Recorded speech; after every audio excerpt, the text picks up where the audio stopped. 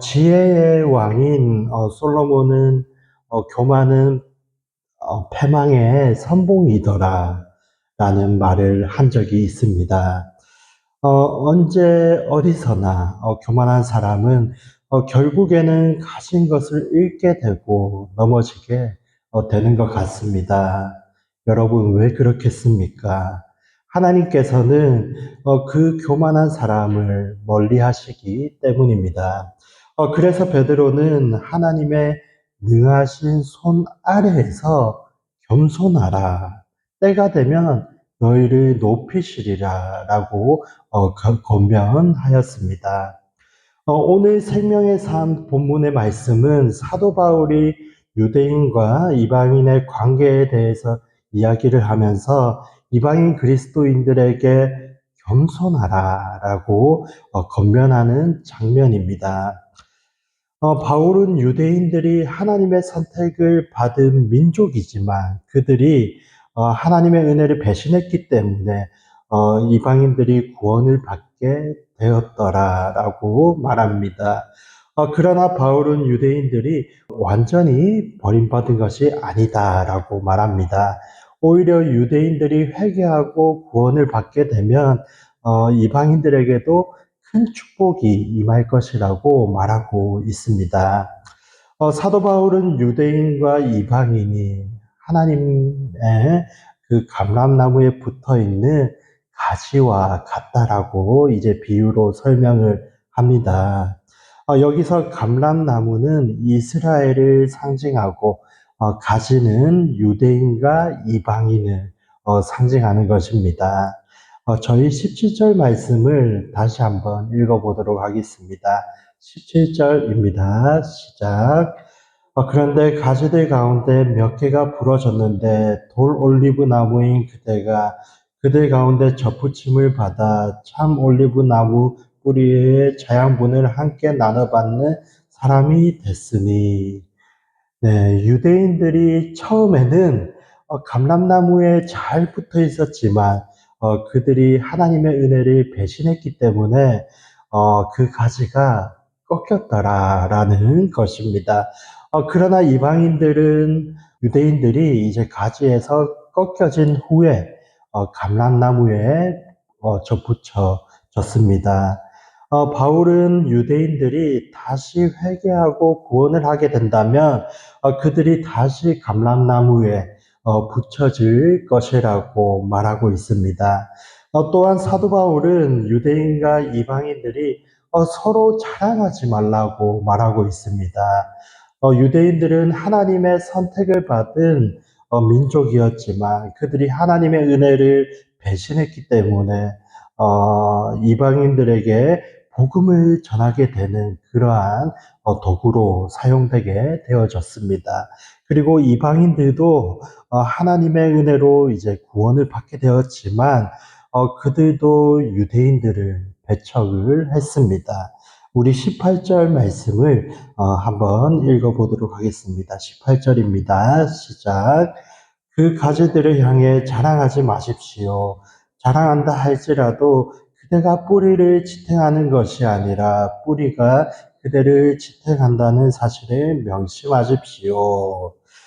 따라서 사도 바울은 유대인과 이방인이 서로 자기 자신들을 자랑하지 말고 다만 하나님의 은혜에 감사하며 겸손해야 한다라고 말하고 있는 것입니다.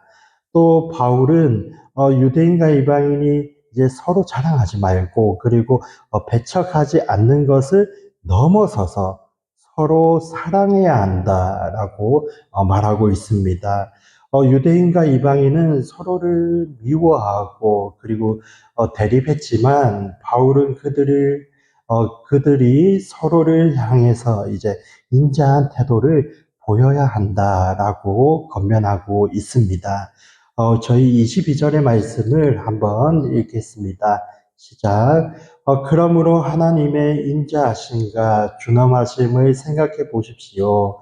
넘어진 사람들에게는 준엄하심이 있으나 만일 그대가 하나님의 인자하심 안에 머무르면 그분의 인자하심이 그들에게 있을 것입니다. 그렇지 않으면 그대 역시 잘려나갈 것입니다. 네, 바울은 유대인과 이방인이 서로를 이제 이해하고 인자한 태도로 서로를 대하게 된다면, 하나님의 은혜가 그들 가운데 충만하게 임하게 될 것이라고 말합니다.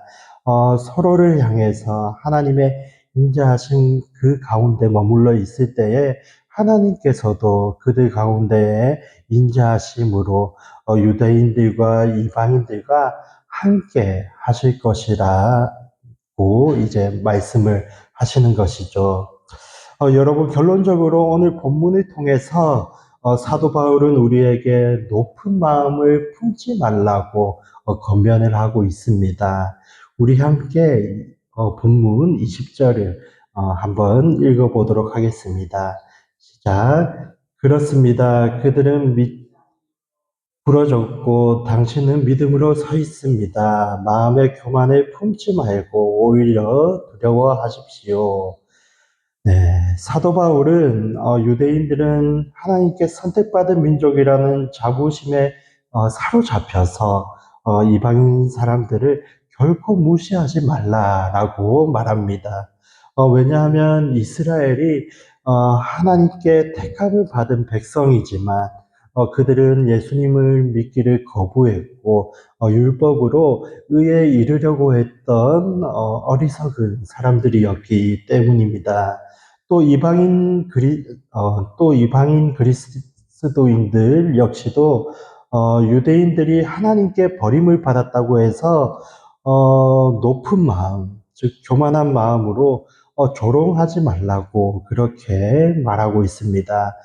왜냐하면 이스라엘 사람들이 참 감람나무이고, 그리고 이방인 그리스도인은 하나님의 은혜로 그 나무에 접붙임을 받은 가지이기 때문입니다.